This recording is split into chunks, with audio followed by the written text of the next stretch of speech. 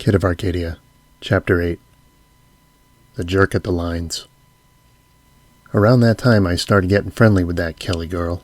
She used to meet me outside after school while her boyfriend, this slick kid named Dace, was stuck in his private counseling. The two of us would often walk from there to her stop down the street and chat while we waited for her downtown bus. But man, could we sure have squeezed the world down as we knew it for each other in the 5-minute wait. We'd soak up time in her boyfriend's absence and enjoy each other's company, and it wasn't long before I started looking forward to it. In the few short weeks she and I had a chance to hang out like that at her bus stop, we'd already started calling each other by name, even saying hi when we met and see her when her bus got there. Up to then, for me, girls were just funny-looking boys, but here was one that gave me no obstacle. She was luring me down no snake pit or trap fall. She was showy, with her wrinkled jeans, Chuck sneaks, hoodies, and bulky hockey jerseys, but also subtle with her hot neon scrunchy wristbands and her hair clips for her frazzled hair. Every now and then she'd push up a funky, lopsided smirk with her bottom lip to be cute. That's how she was. And I know to her I was just some boy following her to her stop kicking stones around, but that was enough for me back then. I remember when it didn't take much. "Oh, I play video games too," she told me once. "Me too," I said, like an idiot. "Well, I practically live at the arcade. Maybe we can two-player sometime," she said, smacking her gum. "I mean, what else is there to do around here but get in trouble, you know? I don't know about you, but I just get sick of it." "Me too," I said. She was a gamer like me, but unlike me, she was good. She let it slip about how she was actually the one with the high score at the upright centipede game back at the pizza parlor in town, and I was foolish enough not to believe her. I wanted proof that it was her up there, but she just smiled wide, full teeth, and that was all the proof I needed. To think of all the boys who clustered around Centipede day after day, a girl was the one on top. She wanted me to ride out there with her to challenge her, but I didn't like the idea of testing my luck. "I don't usually have quarters on me," I said. "Uh-huh," she replied. She was really good at looking through people's heads like that, but only seemed to enjoy doing it to guys. She said she got plenty of practice at it being a big sister back home to two little brothers. I said I had a kid brother of my own, and she just put her hand on my shoulder, looked me square in the eyes, and joked, "Imagine two of them." I shuddered at the thought, yet it was still worse for her, because she was also playing parent to them. Her own folks didn't seem like they could be bothered. Let's just say she had a lot going on at home, and yet she still found time to have fun. Being the same age, we were seeing the world through the same set of eyes, and talking to her was like finding myself in someone else for the first time. Soon that early spring she actually got me to ride the bus out into town with her after school. We hopped off at the same stop Eliot and I had often taken and jotted over to the same arcade down the way where she showed me some of her skills at Centipede. The place was always tightly packed around that time when the schools got out, but I swear the world seemed to move just for us. She only needed a couple quarters to make the list and even said I wasn't half bad, although I had used up all the rest and got nowhere. The second time we did it, I actually had to leave Eliot home alone so I could go be with her in town, because he was the last person I wanted her to see me with when I was playing my cool guy role. I wanted her to think I was just so smooth and streetwise, so I dressed in my tightest shirts and cleanest jeans and wore my sunglasses. I'm sure she was just as flimsy behind her own. And so we'd sip our Cokes and eat our pizza slices and just shoot the breeze playing video games in the arcade after school, and it truly was fun for the both of us, just getting out and away with each other. She had a way of trying to jump in while I was playing and go take control, grabbing the joystick from me at times or trying to guide me hand over hand, but I'm not sure if she wanted to help me win or lose. She made me lose a couple times, but for some reason I didn't mind. Eliot's distractions used to annoy me, but Kelly just got away with everything. I'd come away from the arcade those days all abuzz, my hand inflamed by all her quick grabs and gentle holds on it. High score, right? Far too soon each day her bus would rattle up and she'd give me a quick wave before hopping on with the others, and I'd begin my walk home just as they'd pull out. Since standing around would have made me look too clingy if she was watching, I'd always tuck my hands in my pockets and hang my backpack off the shoulder to look cool for her, just in case. The feelings there were briefly felt, though. The bright, euphoric, wind-blown maybe she likes me was soon cut short by clouds. And every time her bus pulled away and I had to face going home, I started feeling like she was missing in my life. Later that week, my parents gave us the word they were finally getting hitched for real, but it made no difference to me. Eliot, on the other hand, sat that evening on the living room couch, dipping his head for a while before dodging up the stairs with his ears covered. He'd been put through too much with his own mother to stand another one who to him was a complete fake. For me, though, I knew nothing about the sudden news was from the gut, and was too debauched with the devils that night to care, so I followed the kid's lead. It made no difference to me what my parents did. My life was my own. Up in the bedroom, I lay on my bunk, and Eliot did his own thing on the floor, as a small moving dot of black hair and the mess of clothes and toys surrounding him in the corner of my eye. He ran his cars around the track, knowing well by then what was coming now that I was in the room, but trying to ignore it. I liked to surprise him. The room was hot even as the cool night crept through the neighborhood, and little could be seen out the window but the springtime moths stuck to the screen. I sprang out of bed and knelt beside him on the floor, and he immediately bent away and threw his fists up as if expecting me to pounce any second.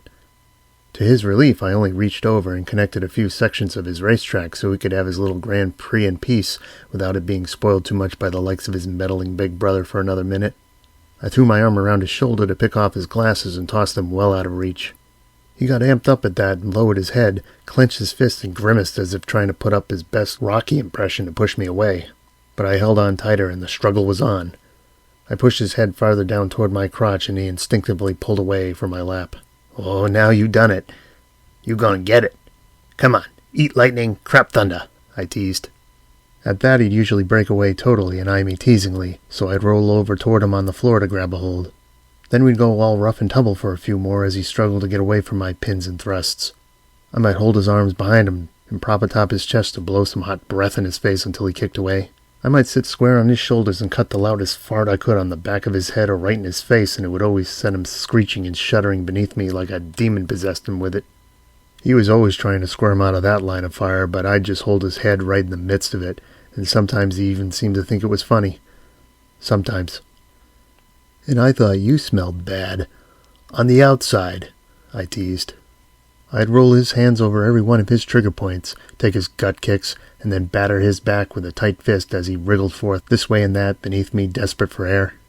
I'd bite my bottom lip, and when he was caught, lock his head between my legs and make him beg for freedom, promising more nasty things were on the way. I'd rub my socks in his face and force him to smell them. I'd hold him down on the bed. He was helpless to understand why I got off torturing him. "Say it, Eliot," I said, once I had him pinned. "Say it."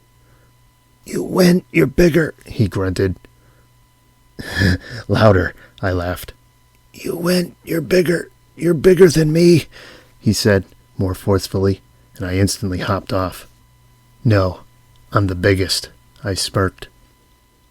It was typical butthead big brother stuff, and nighttime was my time for it. Maybe he needs this. Maybe he needs someone to help him blow off steam, I thought. It made just enough sense. Maybe I was making excuses for it.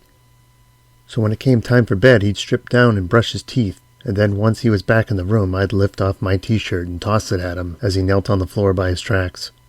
He'd glance over to me as I'd stand nearly naked at the far end, flexing my muscles so he'd see my strength, and without hesitation, with all the springs inside me now pressed flat, I'd close the bedroom door.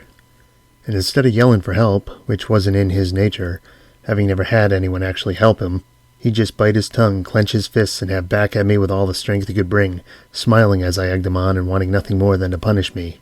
He'd never win, so after a while, every minute of it became like bliss without the bang. I wanted to hurt him, but in a way that would make him laugh, or to hug him, but in a way that would make him squirm. I wanted to grind my sweat and stink so deep into him that he'd never come clean. And as he pulled at the floor to get out from between my legs, I'd feel his desperation. It made me feel powerful, manly. It made my cheeks go red. 30 minutes later and he'd be sleeping. It was all that and more night after night, but never enough to make him visibly resent me yet. Just brother stuff. Sometimes he still seemed like he wanted a big brother and was trying to make the best of it. Sometimes he still looked up to me. I was the only one he had. One morning that spring I woke with him, and we set out for our weekend hangout before sunrise as we often did by then. It began as something I'd do alone to explore the neighborhood, but then he'd always be up early and waiting to ride off on my board, so I'd let him come with me. The kid was still following me around.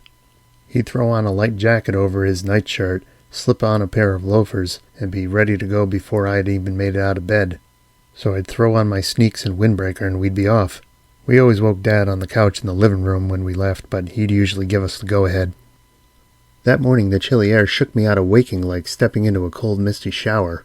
Dew doused my hair and the back of my neck in seconds, and the grass soaked my sneaks with just the first few steps. Eliot grabbed my skateboard and set off down the street, pumping it the whole way. He didn't want me helping him learn how to actually coast on it. Down the road we hopped the guardrails and trotted down the embankment just as the sun was coming up.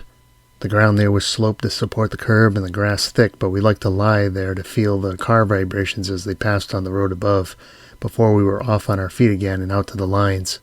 He propped his skateboard under his arm, and we set forth on foot into the high grass and the rocky terrain. Trees gave us shelter from the roadside, and the iron high-tension towers now loomed over us, stretching for miles in either direction on the hills. The reason I called the spot the Lines. I stomped through the high grass along the path to where he was still panting from the exercise on the way over, trying to enjoy the new warmth. The sky was pink at that point, and the streetlights on the hill flickered off with the fading cricket chirps. Eliot sat down on an exposed rock, but I directed him to a thicket ring where we could get out of anyone's line of sight. Soon he was drawing a sun in the mud with a stick. "Are you gonna get me here?" he asked. "Nah, you're safe for now. I'm dead," I said, panting. It felt good knowing he never knew what to expect from me. He thought my response was funny for some reason and started cracking up, but I just wasn't feeling it. Something was upsetting me that morning as I sat there breaking twigs, something that kept me from getting his joke. Even if it didn't have to do with me yet, the news about the state's visits had been plaguing my mind for days beneath the surface, coming out from hiding to bite at me every time I wanted to stop and clear my head, and it had everything to do with that kid. "You heard what my mom said," I began, "about them getting together, right? You know they're only doing it so that lady don't think we're too weird anymore, us all living together. Mom and Dad want to keep us the way we are, but if she thinks we can't be normal enough, she'll send you away." "Where?" he asked. "With new parents they think will take better care of you. It probably won't happen, but we'll just wait and see."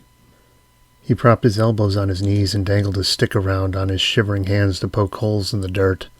I had to say something to turn him around before he stopped talking completely. He just stared down at the ground.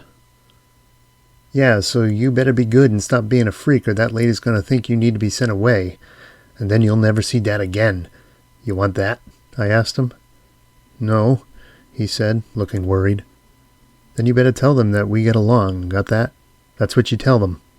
They only take away the ones who don't get along, and we get along. Okay?" "Not always," he said. "You don't tell them that, though. Got me? You don't tell them about that. They don't know why I gotta be the bigger one. Okay? We gotta keep that brother stuff secret," I said, randomly pulling him into a headlock under my arm and knuckling his head. He pushed me off with a grunt. There was no more comfort at the end of that little exchange than there'd been all along, but at least now we had an understanding. Or did we? He wasn't talking. A minute went by and maybe he had time to think about what I was saying. "So they take us away when we don't get along? They give us new moms and dads and brothers?" he asked. "Yeah, and worse ones who will beat you and lock you up and make you work," I said. I hoped that might scare him. I staggered out into the sun, but he stayed behind, still focusing on his stick figures in the mud. My shadow stretched all the way back to him, and he turned to face me in it. I was surprised. It was the first time he didn't follow me. "Stop it. That's not what Daddy said," he said. "Okay, fine, I get it. You trust Dad because he loves you more than me. I get that. But he can't stop them when they come take you away. So you can't tell them what I just told you. They'd think I was telling you not to say it. And then when you get taken away, it'd be all your fault," I explained. "Stop it," he yelled, covering his ears. He still didn't get it, and in a way I was comforted by his lack of getting it. That was the point. If he didn't understand what I was talking about, then I was still safe. All the little stuff I'd done to him wouldn't have to be any more dangerous than it had to be. Everything about him was getting harder to tell, though. By then every trace of feeling had been scared out by the school, and all the visible quirks that kept getting him in trouble were fading at home and getting worse over there. I guess he had to do it in a place where he was guaranteed attention. "Let's go somewhere else," he said. "All right, get your board," I said. He fell that day when he got going down the hill on the way back, and I'm telling the honest truth. That bruise he came home with was from his fall. He did a lot of falling down. I'm sure he didn't do it on purpose, but you never really knew with him sometimes. Like me, he was addicted to attention, and there's little he wouldn't have done to get it. All I know is that he fell that day, and that I helped him get back up. April 10th, 1982. I was in an arcade where the floor looked like dominoes, but they were building it so it was a lot of ladders and shovels and 2 big poles holding up the ceiling. There were real stars on the ceiling. I almost had a high score in the racing game up the steps, but it was like a real race too with a big checker flag. I didn't hear the gun go off, so I stayed back with the girls. Kelly's self-appointed boyfriend Dace started waiting for me after school, so naturally any time I saw him I went the other way. I didn't want anything to do with him because I feared he was planning to take me to the ground if he ever saw me alone with her, but when we finally did meet, he was actually pretty cool about it. In fact, he seemed to latch on to me fast and hard as soon as my mom enrolled me at that same after-school counseling group he was in, but I never showed. All the other kids were there because their folks were breaking up, but for me it seemed it was because mine were getting together. In any case, both of us were finding our attendance requested at that tiny second-floor round table once a week, so it didn't take long before he and I became close. Well, close enough. "Let's hit it," he'd say, as soon as he saw me, and I'd feel forced to follow him back to his own stop down the street. By then I'd been meeting him there some days just to share the smokes he lifted off his dad. He kept them in his socks and always carried this real mint chrome Zippo lighter in his pocket that he never failed to flash around all gangster. He clung to me like a leech, and talking to him was nothing like talking to Kelly. Both of them seemed to live in different worlds, and I often felt like I could live in either one. Unlike with Kelly, Dace and I shared our mythologies, those invented stories of all the sex we'd had and all the drugs we'd done, his raunchy blood-and-guts personality turning me on from the get-go. He was a lot like me in that way. He loved jerking off. He cracked a lot of crude jokes and got real popular with the boys in gym class for doing that. He was a rebel and rooted in the earth so deep that once he turned away everyone else on the surface, he seemed to need my company down there in the pit with him, which is probably why he wanted me as a friend. But the thing with him was, he just couldn't keep friends, and soon I found out why. As the two of us made our way back around the school building after taking a leak on its back brick wall, I asked him what all his talk of wanting friends that day was about in the group counseling session, especially since he'd zeroed in on me. He told me he'd said it because the counselor couldn't tell the difference between bullshit and regular shit. "So, do you even want friends then?" I asked him. "We don't talk about that stuff out here. That's stuff nobody wants to hear about," he replied. He took another breath on his cigarette and flicked it to the bushes before we emerged from behind the school. Smoke shot out his nose and the corners of his lips and flew sideways in the breeze. I could see what a girl like Kelly saw in him. "Just seemed like you were serious, dude," I said. "Hey man, you don't know me. You don't want to be reading those dreams you write down in front of everyone, so maybe there's a few things I want to keep to myself too, okay? Because, dude, if you could see inside my head, you'd be running. You'd see a gun pointed straight at your head or something, saying I don't mess around, dude, so back off." "Sorry," I said. "Sorry? Who's sorry? It's just private, man. Like, do you want me seeing your sex thoughts? Didn't think so. Because you know I wouldn't be looking at the dumb ones everyone has. I'd be looking for the dirty shit. You know what I'm saying?" He mocked a full-bodied pelvic thrust and bared his teeth. "Like what?" I asked, turned on. "The sick stuff. You know what I mean." "What sick stuff are you into?" I chuckled. He went silent for a few seconds. "You know, probably the same shit you're into, if you catch my drift. Unless you're some queer queen buttfucker or something," he said, mocking some twinkle-toes fairy flutter with his arms. This was how he talked. He had a way of making everything wrong sound right. It all became so fun and daring, so raunchy rad that to be without a vice made you nobody's second glance. In his world you only had an edge or aftertaste if you were tainted because all else just pleased the palate. And the idea of giving back some bite to the world just made me go wild inside every day I was with him. I grinned back devilishly. "Well, I ain't one of those," I said, trying to be manly. "Good. Means you get to live," he said, punching his palm. I felt like I was in competition with him. I needed to get home, but my first reflex was to uproot the newly seated desires he just planted with a joke. When I get home, man, I got a kid bro lined up for a bruising. Gonna beat his snot out, I said, flexing my arm in front of him so he'd be impressed by my strength. What for? Because he stole my pornos. I lied, of course. Really? He gave a chuckle. Yeah, I got tons of it, I said, getting excited. Oh yeah, so do I.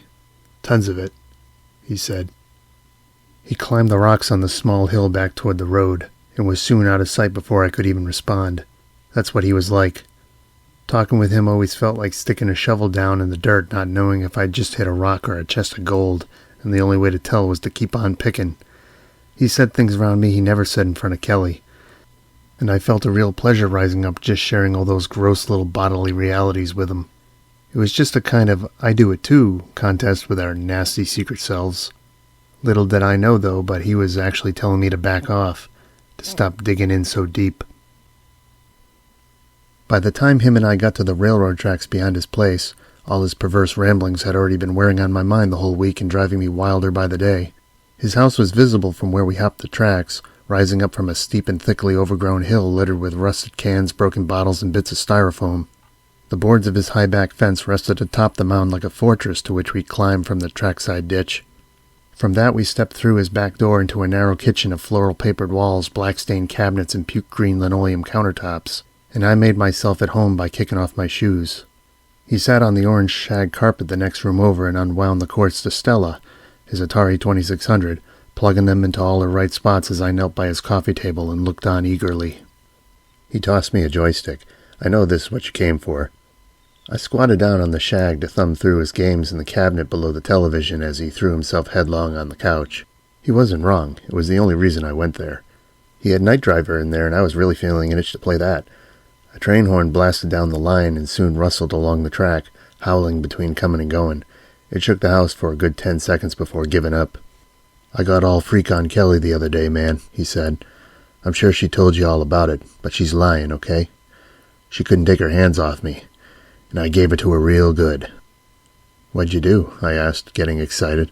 At first I felt like maybe he was just saying that to assert whose girlfriend she was, but then I got another feeling. A hunch that put a sour taste in my mouth and a sore spot in my gut. My hair stood on end, and right then I knew something was very wrong, but I didn't do anything about it. All I had to go on was a hunch, a terrible one, but one I couldn't prove.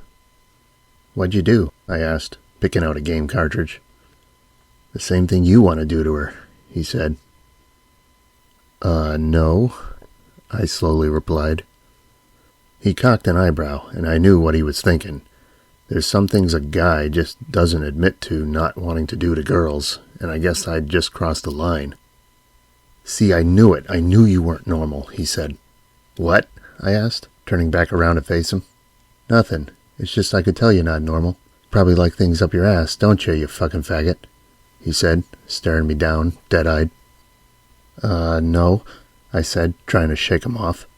I decided to just ignore him, and by the time his mom stepped in from work, I was already stiff in the rush of his Night Driver game, zooming down a bendy road after dark, screeching and thrashing on the twists and crashing the sharp turns.